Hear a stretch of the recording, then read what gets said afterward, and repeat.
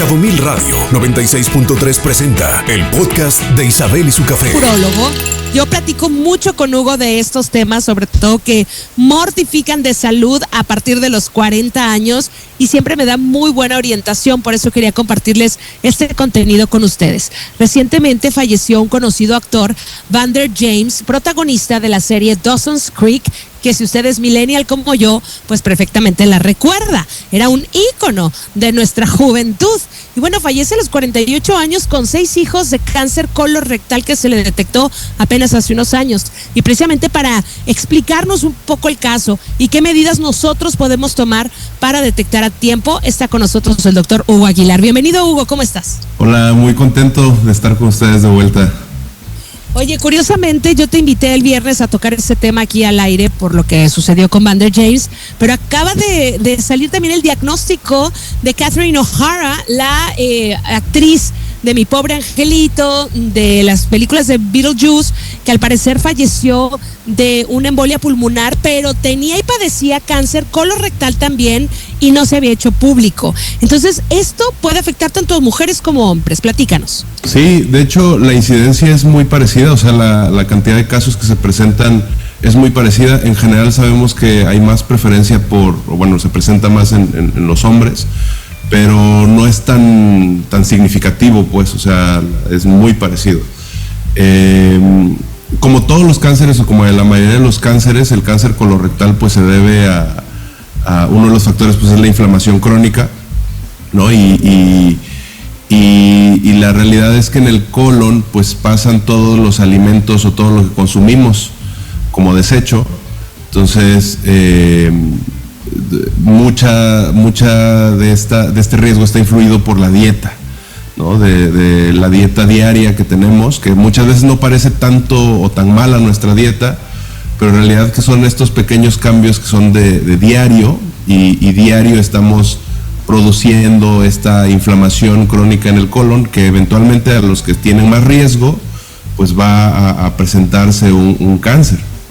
Entonces, híjole, más riesgo por el factor hereditario, supongo. Sí, o sea, el factor hereditario definitivamente es uno de los principales, pero del cáncer de colon es de los pocos cánceres que realmente todavía podemos prevenir. Siempre hablamos de prevención y prevención del cáncer, pero prevención realmente, estrictamente definido, es poder actuar de manera activa para evitar ese cáncer, ¿no? Uno de ellos, por ejemplo, es el cáncer de piel, que de manera activa nos podemos no asolear, protegerte para el sol, ponerte protector solar, tus gorros, tus guantes, todo para protegerte de la radiación ultravioleta. Y en el caso del cáncer colorectal, pues básicamente lo podemos prevenir, tanto como teniendo una dieta más adecuada, alta en fibra, baja en carnes procesadas, o sea, los embutidos, salchichas, las carnes ahumadas, la carne muy chamuscada, todo eso también es un factor de riesgo. El sedentarismo, el consumo de alcohol, el consumo de tabaco. Entonces son acciones que obviamente pues las decimos muy generalizadas, pero son acciones que en particular previenen el cáncer de colon. Y otra manera de prevenirlo es de manera activa realizar pruebas para diagnosticarlo o para evitarlo, ¿no? ¿Qué pruebas tenemos que hacernos y a partir de qué edad? Porque de verdad es muy grave y una vez que se detecta avanzado, pues vemos que es rápido el cáncer, por lo menos en el caso de Vander James, que creo que se lo detectaron a los 45, 46 años, ¿43? No, en 3 años evolucionó y cayó, ¿sí? Sí, exacto, a los 45 años se lo detectan y a los 48 fallece y fue la evolución rapidísima. Entonces, ¿qué tenemos que hacer? Ojo, ya nos dijiste, el cáncer colorectal es resultado de la inflamación crónica, sobre todo cuando se tienen ciertos factores genéticos, pero no necesariamente. La dieta, carnes rojas, embutidos, alcohol y el sedentarismo juegan una parte fundamental. Sí, o sea, prácticamente pareciera que estoy escribiendo mi fin de semana, ¿no? O sea, es como que exactamente. Las cervezas, comí carne, comí salchichas, embutidos y eso, y pues no hice nada. Pues sí, pero eso si lo hacemos de manera repetida o eso son tu constante en la vida, pues definitivamente aumentas tu riesgo de cáncer colorectal. No quiere decir que no lo hagas, digo, idealmente sí, pero no quiere decir que te restrinjas al 100%, pero tratar de evitarlo o minimizarlo. Y en cuanto a pruebas, pues el estándar de oro o lo principal es la colonoscopía. Porque sí hay otros estudios que pueden detectarlo a tiempo, pruebas de heces, sangre oculta en heces, buscar sangre. En el coprológico, una prueba tan simple como dar una muestra de heces, de popó, pues, al laboratorio y que busquen sangre. Si encontramos sangre, pues inmediatamente hacer una colonoscopía o buscar otras causas, obviamente. Pero hay pruebas genéticas de inmunohistoquímica para probar si hay marcadores genéticos de estos. Sin embargo, cuando los hacemos y salen sospechosos, el siguiente paso es hacer una colonoscopía. La ventaja de la colonoscopía es que no solo encuentra cánceres, sino los encuentra antes de que se desarrolle un cáncer, que es encontrar los pólipos. Los pólipos son lesiones premalignas. Y por eso digo que es algo que previene el cáncer, porque si removemos esas lesiones premalignas, ese paciente nunca tuvo cáncer y lo estamos tratando, y sí le podemos decir pues una colonoscopía en 5 años o en 10 años, dependiendo de los hallazgos que encontremos. Porque tristemente la mayor parte de las veces que detectamos los tumores colorectales son etapas tardías. Pareciera estas etapas 3, etapas 4 como si fueran unos tumores muy grandes que vamos a encontrar una bola en el paciente, le vamos a tocar algo en el abdomen, y no, realmente son pacientes que apenas comenzaron con algo de estreñimiento, algo de goteo de sangre, cambios en las heces que se hacen la popó más delgadita, tienen alteraciones intestinales. Obviamente quizá pudieron haber sido detectados antes con las pruebas correctas, pero algunos pacientes ya fueron por varios médicos y no se indagó en esto. En pacientes arriba de 50 años, por ejemplo, buscar de manera intencionada un tumor colorectal en pacientes anémicos. O sea, si alguien tiene anemia, se nos hace muy fácil decirle, es porque no consumes carne o no tienes buena ingesta de hierro, y no necesariamente, porque pues generalmente tiene una buena dieta, pero puede ser que estén perdiendo sangre de manera crónica, y entonces cualquier paciente arriba de 50 años que tenga anemia, de manera intencionada hay que buscar dónde está perdiendo esa sangre, y que pues en su mayoría pudiera ser un tumor colorectal. Y sí, digo, hay que poner en perspectiva que este James pues tenía los recursos, pues no del mundo, pero no era bajo en recursos, ¿no? Y utilizaron todos los medios a su disposición.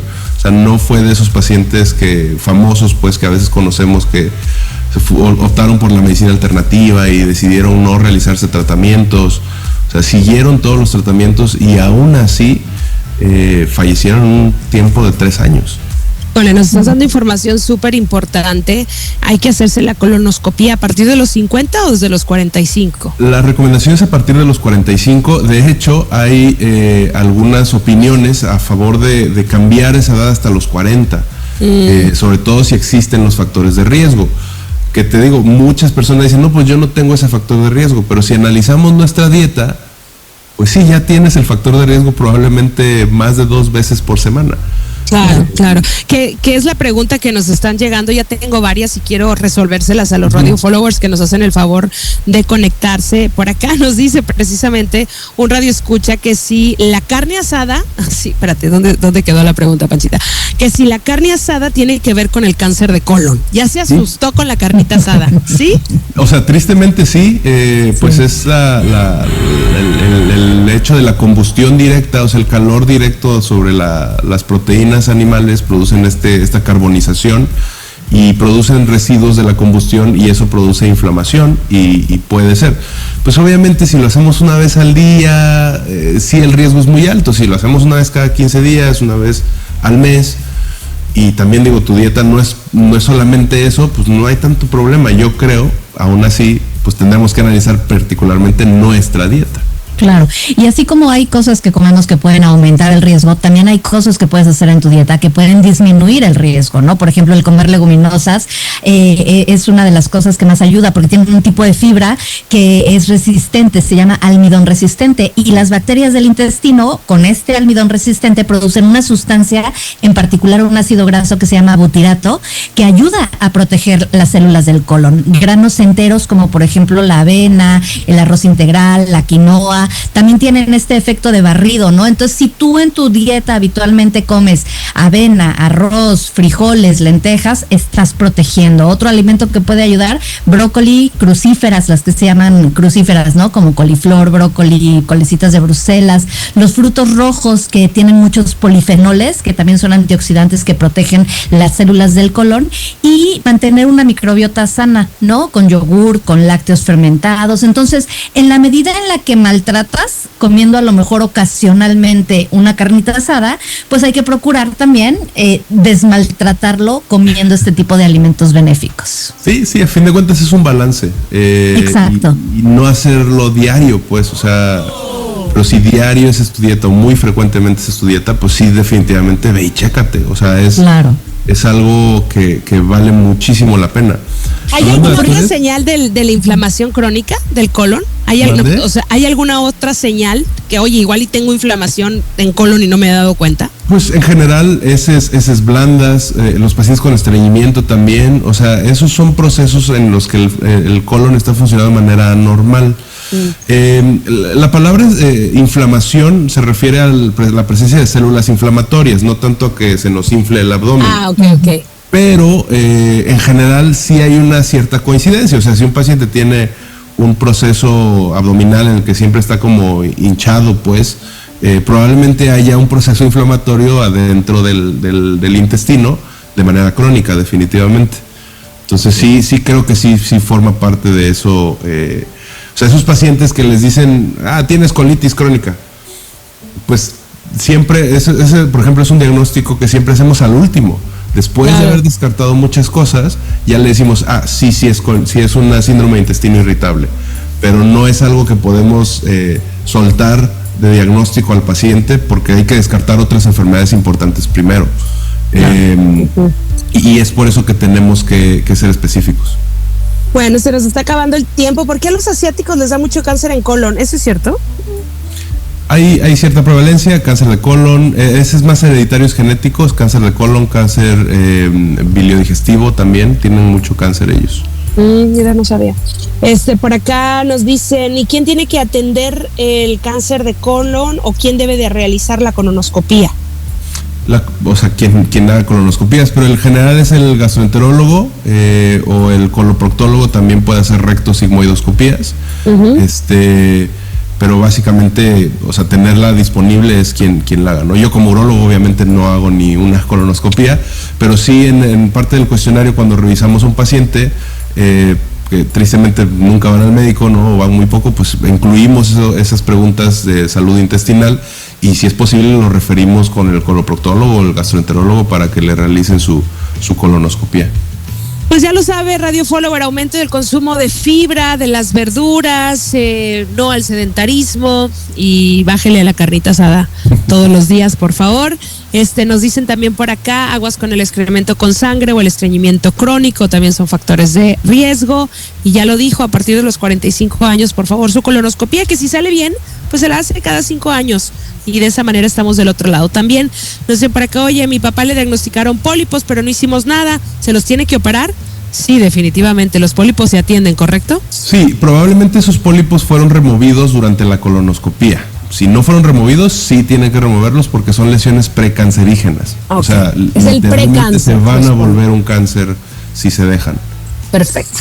Pues bien interesante, Hugo, como siempre, estos temas. Gracias por explicarlos de manera tan informativa, didáctica.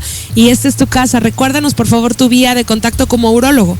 Me pueden encontrar como uro-aguilar en Instagram y en la página de urocabo.com. Urocabo.com encuentran al doctor Hugo Aguilar, excelente urólogo y amigo cafetero. Gracias, Hugo, te mando un fuerte abrazo. Gracias, hasta luego. Escucha Isabel y su café por Cabo Mil Radio 96.3. Siempre contigo.